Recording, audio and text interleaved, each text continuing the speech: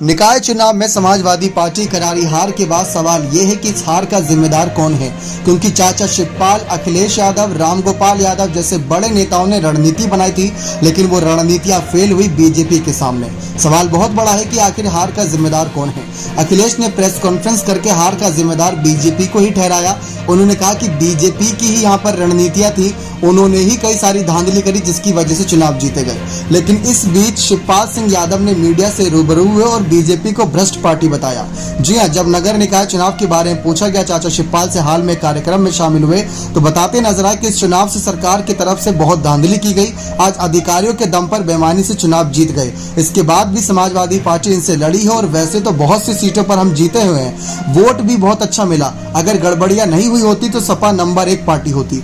आगे 2024 में चुनाव होंगे, केवल भारतीय जनता पार्टी के लिए समाजवादी पार्टी चुनौती बनेगी।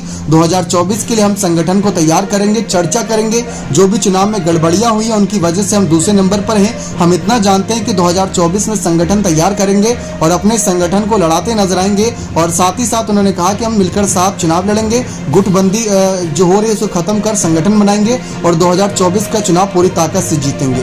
भारतीय जनता पार्टी को उत्तर प्रदेश में हराने का कार्य समाजवादी पार्टी करेगी।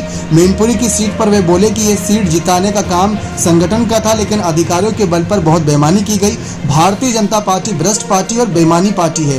भारतीय जनता पार्टी पूरी तरीके से चुनाव में धांधली करके जीती, वरना उनके बस की बात नहीं थी चुनाव जीतना। तो 17 की 17 मेयर सीटों पर उनका आरोप है कि धांधली हुई, तब जाकर ये चुनाव जीती, वरना नहीं जीत पाती। मैनपुरी जो सपा पार्टी का गढ़ माना जाता है, नेताजी का गढ़ माना जाता है, वहां पर भी कई सारी पंचायती सीट पर सपा पार्टी करारी हार हुई। उस हार को लेकर चर्चा है कि आखिर उन हार का जिम्मेदार कौन है। लगातार यही सवाल अब पार्टी खेमे से उठ रहे हैं। अब देखते हैं चाचा शिवपाल के इस खुलासे से अखिलेश यादव, केशव प्रसाद मौर्य का क्या बयान देता है। बने रहे चैनल के साथ, ऐसी और तमाम जानकारियों के लिए बहुत बहुत धन्यवाद।